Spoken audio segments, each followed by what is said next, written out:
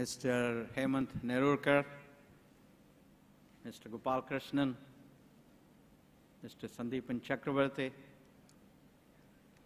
other organizers, fellow IITians, and guests. Good afternoon. Thanks for inviting me to this Pan-IIT Alumni Global Conference here in Calcutta. It's always a pleasure to return to the City of Joy. Today, I would like to, as I have been instructed, to talk about the importance of harnessing technology for millions of Indians and millions of citizens world over to build a better India and a better world. Technology, as we all know, plays an important role in improving the quality of the life of our people, in transforming societies, and in driving sustainability. These three dimensions of progress are very critical to creating a successful modern India.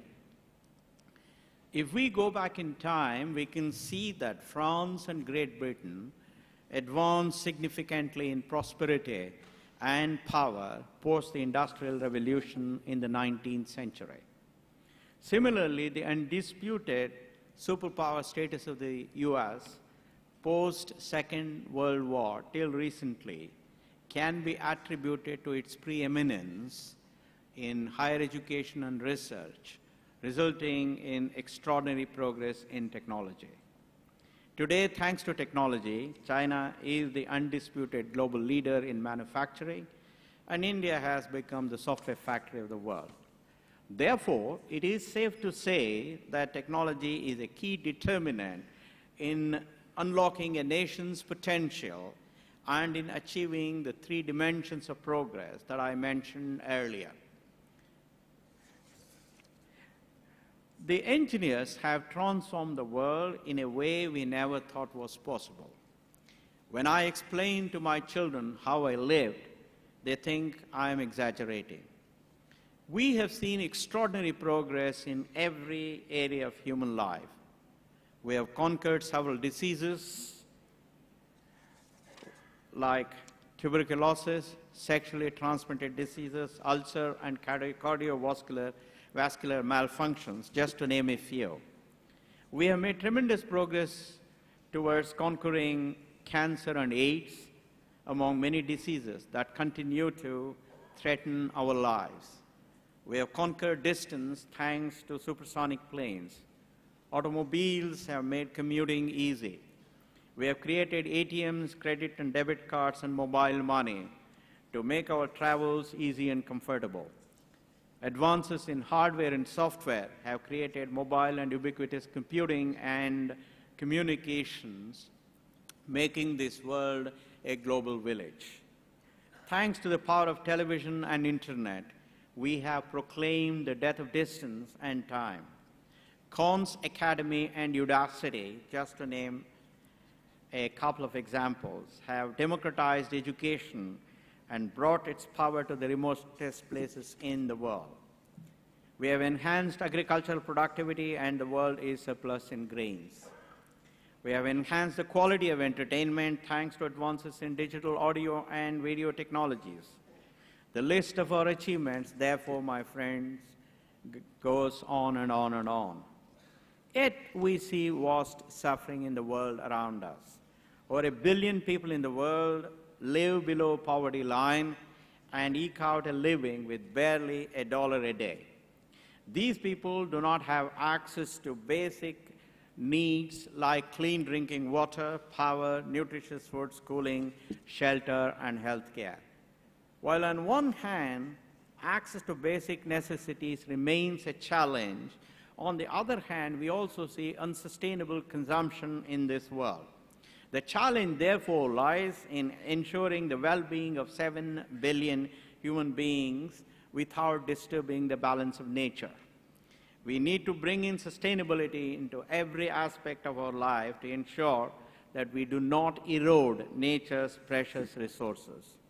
I'm excited by technology since it transcends class distinctions in bringing comfort, confidence, dignity, and hope to people. Technology has an extraordinary power which can be harnessed to help nations find sustainable and viable solutions. We can achieve it in three different ways. One, create affordable technology solutions to bridge the social divide for over 1 billion people in this world, resulting from lack of access to basic amenities.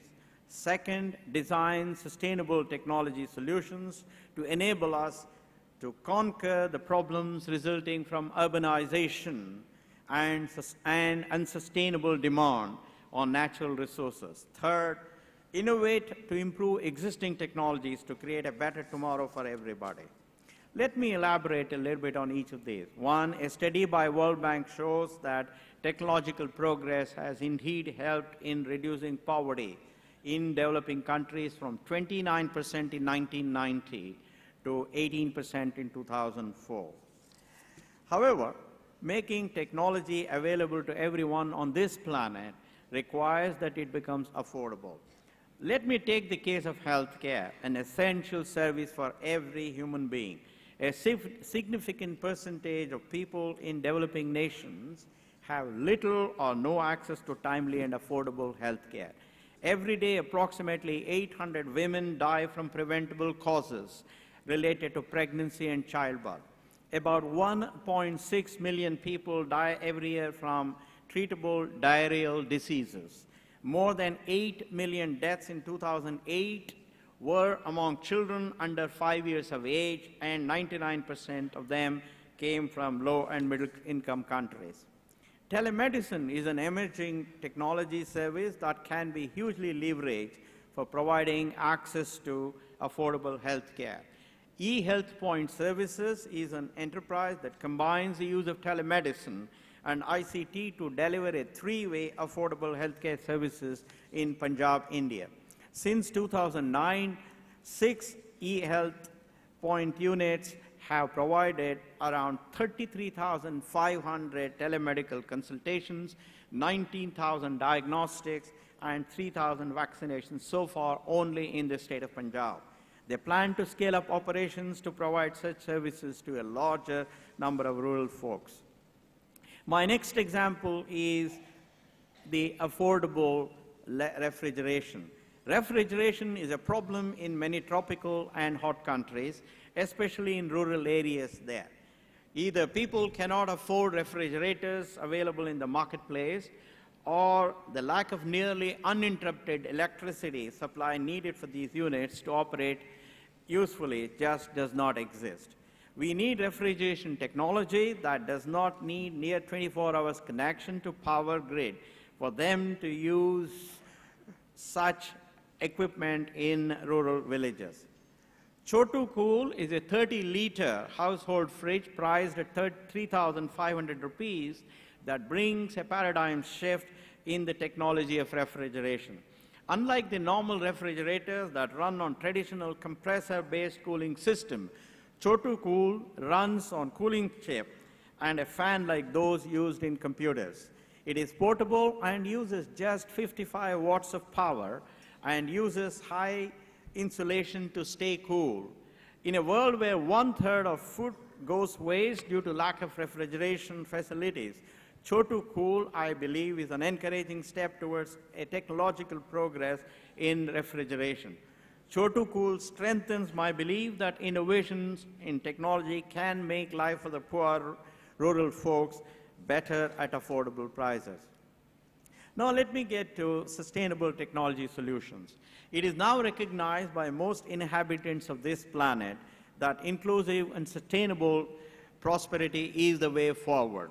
According to a report on global sustainability produced by the United Nations, the population of this planet will reach 9 billion in the next 30 years. The demand for resources will rise exponentially. By 2030, our world will need at least 50% more food, 45% more energy, and 30% more water. In such an environment, it is imperative that we use all resources available effectively and efficiently to make this world more sustainable. Let me use two examples to show how technology can help these objectives. By the use of innovative and advanced computer grid technology, the World Community Grid has created the world's largest public computing grid to effectively use computing power resources. The project works on a simple green model, and that is use the unused computing power. Let me elaborate. Access to high-cost dedicated computer infrastructure needed in scientific research is scarce. We all know that. WCG solves this problem by extending the idea of collaboration by using the unused PC time of any user connected to this grid. Using the power of the same grid, the system provides computing resources to researchers who need this computing power. Using such idle computer time available around the world, researchers have taken up the challenges of HIV, dengue, muscular dystrophy, cancer, influenza, rice crop yields, and clean energy. The system has to date received over 649,000 cumulative years of donated computing time that is being used to benefit humanity through research. The use of renewable sources of energy is another good example. One of the big challenges of alternate energy sources is our inability to store energy from such sources efficiently for future use. Daniel Fong, a scientist and co-founder of Light Sail Energy, has developed an innovative way to solve this problem by storing energy in giant tanks of compressed air. Fong has developed air compression energy storage tanks that are as efficient as the best batteries.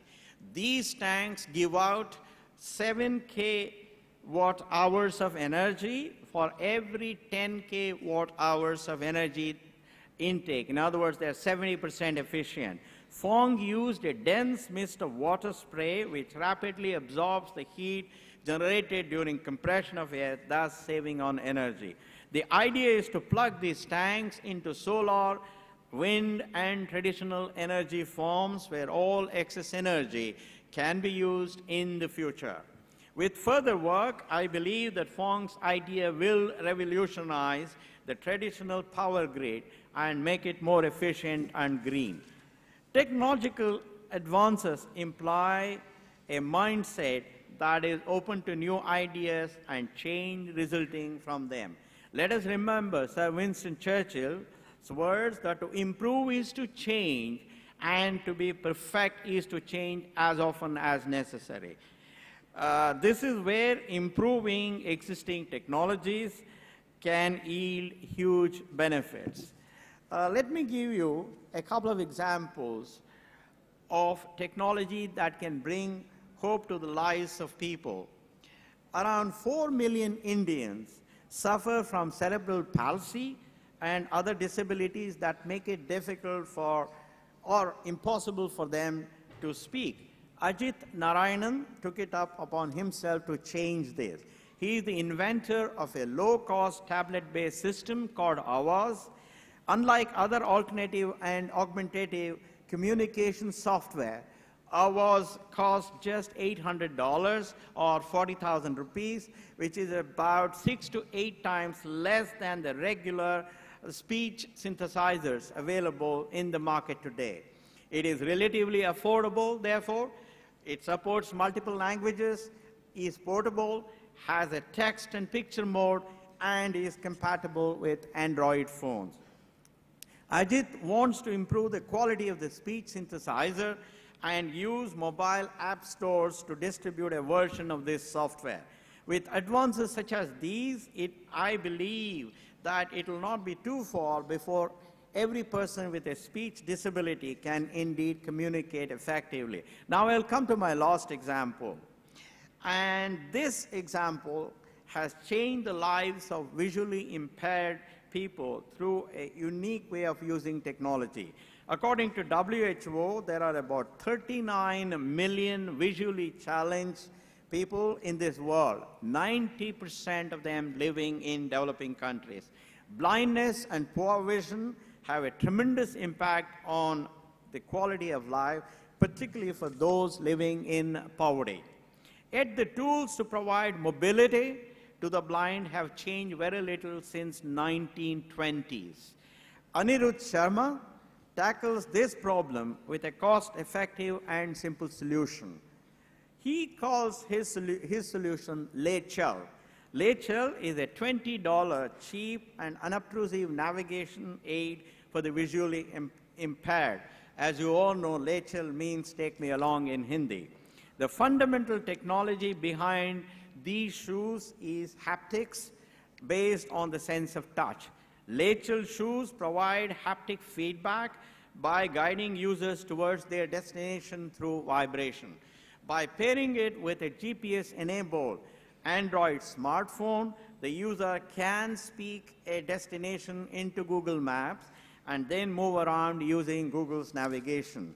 4 small vibration motors embedded in the front, the left, the right, and the back of the shoe mildly vibrate to indicate the correct direction. The vibrations get stronger to indicate that the destination is nearing. In addition, a built-in proximity sensor in these shoes gives feedback to the users on their immediate surroundings. These examples, my friends, are just a few of the many initiatives that depict the power of technology in solving societal problems, in bringing change, and in promoting sustainability.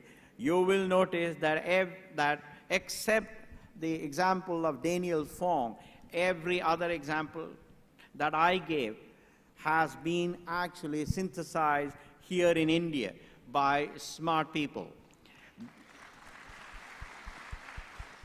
Therefore, I believe that we in India can indeed use technology to improve the quality of lives of people, not just in India, but all over the world. Today, we have the capacity to accelerate the innovation in the direction of a better future thanks to our IITs.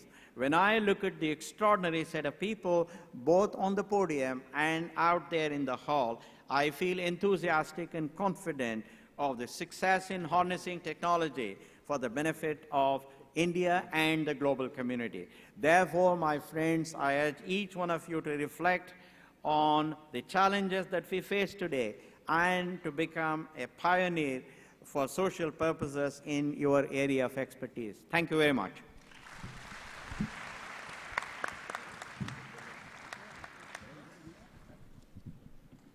Thank you, Mr. Murthy. Can I now request Mr. Gopal Krishnan to give his address? Good morning, or good afternoon. Thank you very much to the organizers for having me over. And after, it's a tough act to follow Murthy. He's so full of passion and his mighty intellect that I feel that I will focus on only one example rather than take a range of examples. But before that, I just want to say we are all fashioned by our experiences. And depending on the path you have taken in your life and career, your experiences fashion you. As some of you might know, my background is in consumer goods. And one of the things I learned early in my life in Hindustan Unilever was that after every meal you should brush your teeth because the particles get into the interstices and cause tooth decay. So I have this rather odd habit of carrying a toothbrush in my pocket, which most people don't. I was brushing my teeth after lunch at Boston at a management college, and one of my classmates saw me and said, wow, if your mom was here, she'd be so proud of you. And I said to him, you know, it just so happens I joined a toothpaste company. He said, well, thank God you did not join a condom company. So if I provide a somewhat different perspective, not contradictory, but different from Murthy, you will understand. In the limited time available, I just want to focus on 3 points. The first is a mythology, if I may use that word, a common belief which is not always true, that first to innovate, first in the market, is the most important. And a lot of development work on innovation goes to beating the other person, the competitor. So you want to file your patents fast. Now, it's not a stupid thing to do, obviously.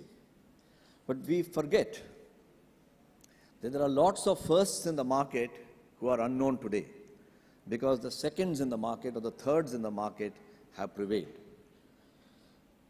As an example, a young person today might think Apple was the first computer. But those of us who belong to a different generation know that there's a very famous computer called Altair, which of course hasn't survived. Those of us who have had babies might have thought that Pampers was the first diaper in the world. But 30 years before Pampers, 20 years before Pampers, there was a brand called Chucks, C-H-U-X, which doesn't exist anymore. And the same story goes, there are many examples, Xerox versus HP in reprographics and so on and so forth. So I have been very struck with this fascination in management literature, in technology fora, that somehow you must be first in the market. And I said, while that is true, it is not entirely true. Is there an alternative way to look at innovation? And I've come to the not so profound conclusion, which all of us will immediately recognize, that difficult to replicate is an alternative way to get to innovation. That if you can create something which is not so easy to replicate, you get a similar advantage. And it's more important, I shouldn't say more important, it's at least as important to be difficult to replicate as it is to be first in the market. And this means, and that brings me to my second point, we have an impression that product innovation is somehow superior, it's Brahminical compared to business system innovation. And that is also not true. If I stopped 100 people on the road in any city, any metropolis in this world, and said, what do you think are the great innovations? The chances are they would say something like iPad, iPhone, and that sort of stuff, which are undoubtedly great innovations, but they are product innovations. But today we are talking about technology for the millions, and as I will demonstrate with one or two charts in a short while, there is an alternative way to look at it, which is the whole business model innovation. The fact that busy men who had to catch a train in Bombay to work could not get a hot meal, and that a whole system of dabbawalas came and started to supply lunch packets from their wives at about 1 o'clock in the afternoon, was taken for granted. It was never seen as an innovation until somebody from Harvard Business School came and wrote it up as a case study of Six Sigma, which of course the Pandus who ran it never heard of Six Sigma in their lives. And had they not delivered a Six Sigma business model, the divorce rate in Bombay, which is already increasing, would have further increased, because the wrong Suchitra's hot meal would have reached the wrong Sushil's table, and that would lead to more suspicion than we already have in a city like Bombay.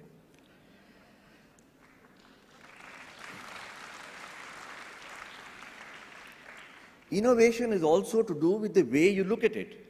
I can look at exactly the same thing and think of it as jugaad, jalu-mal. But the moment somebody from Wharton or Cornell comes and writes a case study on it, somehow we tend to respect it.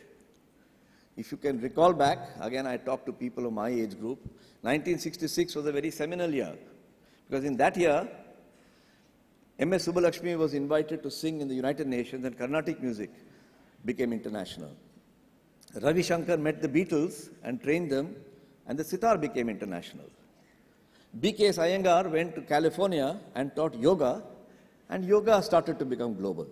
And those are the three major soft skills properties of India, apart from its cuisine, which are now become quite global over the last 40 years. So it's a matter of how you look at it and having that childlike joy in saying we have created something which is difficult to replicate. I guarantee you that if you put together a bunch of people to create the dabbawala system, they will have quite a challenge on their hands. I myself was lucky to work in Hindustan Lever, who created a distribution system in a country where we still do not reach every outlet.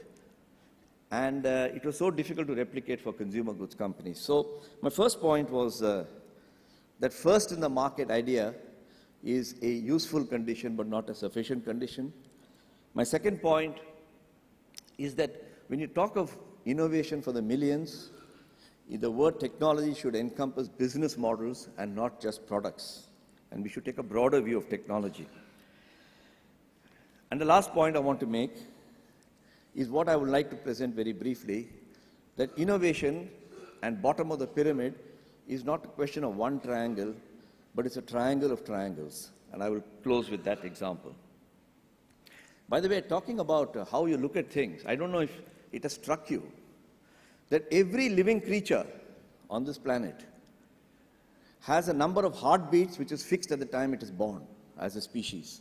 So whether you're a fruit fly, an elephant, a human being, as a species, I'm not talking of the individual, the number of heartbeats is fixed. It took the imagination of a Swiss scientist who went away to University of California, Davis, California, and he figured out from his observations on the farm that there is actually a formula. A cow, for example, weighs 1,000 times more than a woodchuck. Since the number of heartbeats is fixed, what is the relationship between the two? And I know all IITians are fantastic in mathematics, and they still remember their mathematics. And here's a formula he came with.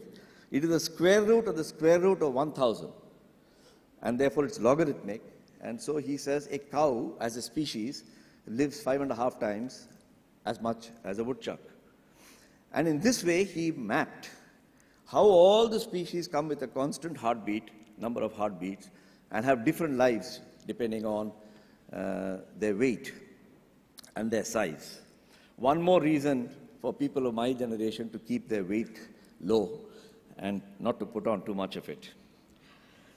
I wanted to talk about this innovation as a triangle of triangles model because that I believe is very relevant to, at the end of the day, all innovation for the millions is about serving a consumer need. As you can see on this chart, somebody has a deeply felt need, and if you can find something that can intersect that circle, whether it's high technology, low technology, relevant technology, irrelevant technology, doesn't matter. You can probably try to create a market.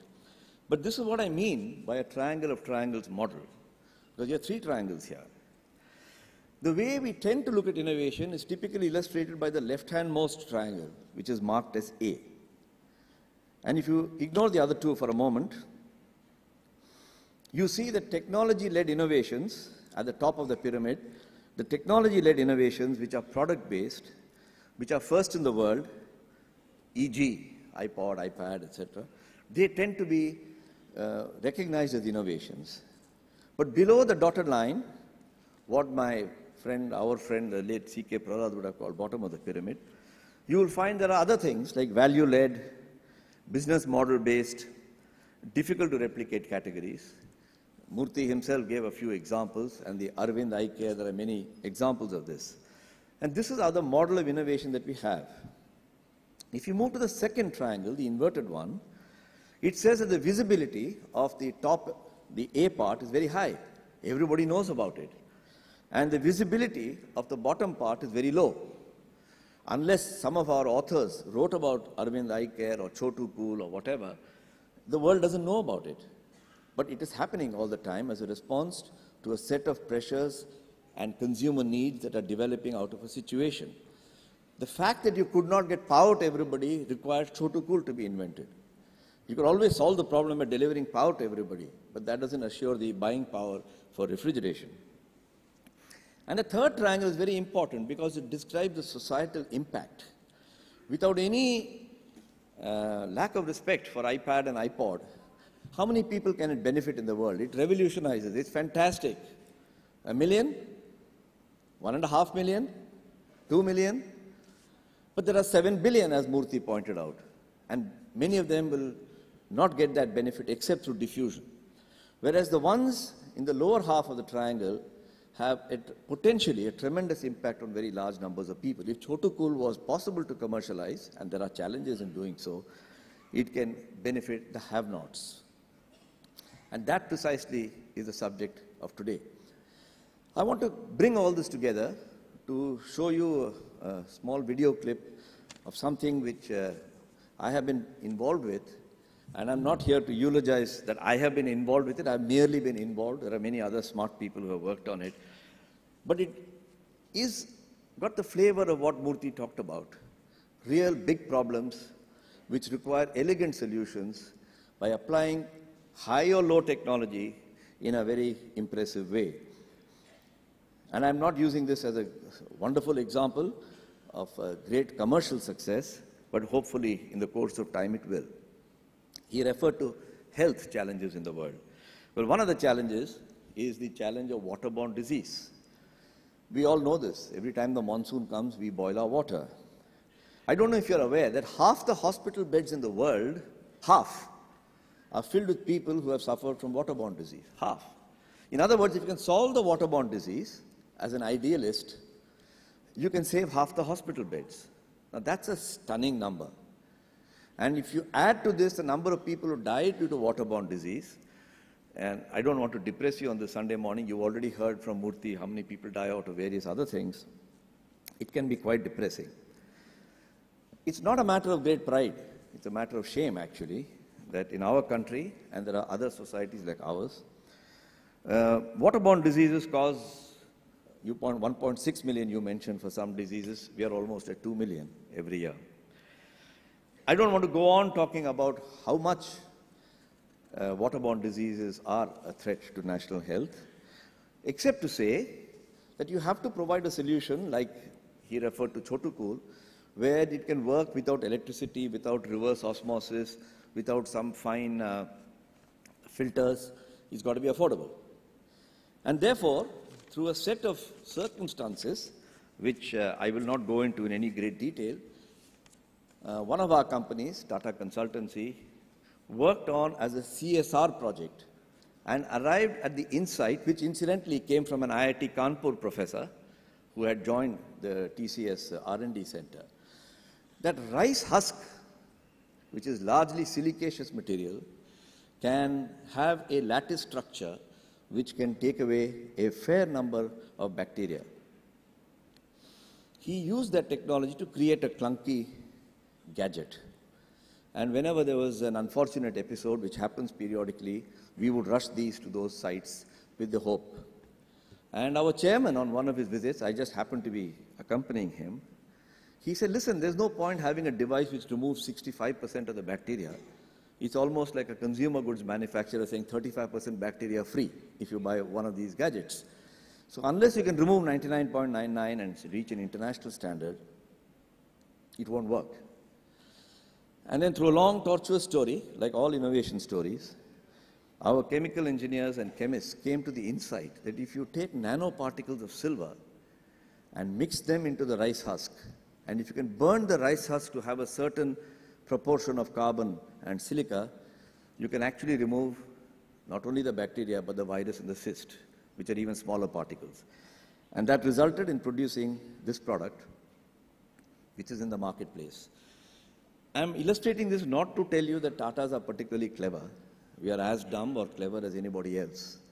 But to show that whether you're a large company or a small company, being socially aware and rejoicing in the fact that you can use sophisticated technology, assuming nanotechnology qualifies as sophisticated, from the simple insight that our grandmothers used to drink water from a silver vessel. And that insight led to the fact that nano silver particles can actually remove this. And then, of course, there are a number of regulatory standards that you have to meet. I would therefore like to show you a short video clip in the interest of time to show you how this gadget works. There's no point explaining it. And if nothing else, you'll enjoy the Irish music that accompanies it, which may wake you up before lunch. Can you play this video, please? You have to do.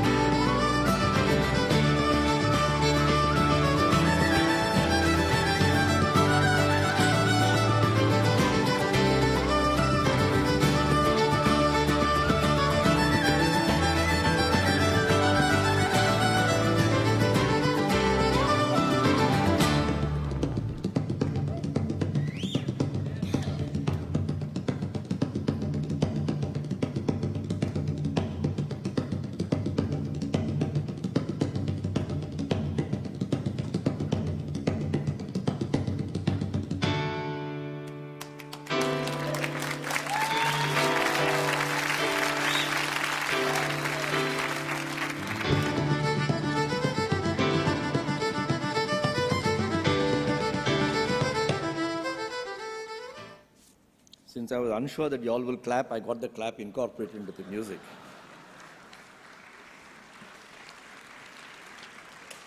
I want to conclude on the subject by saying this is a subject of passion.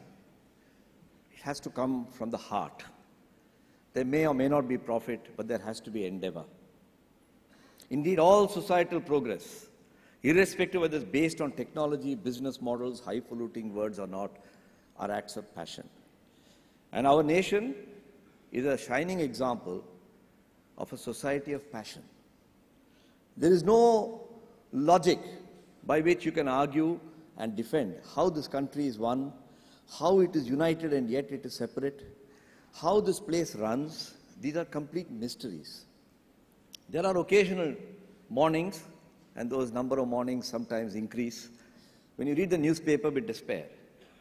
And you wonder, especially some of our NRI friends and our local friends, is this country heading anywhere?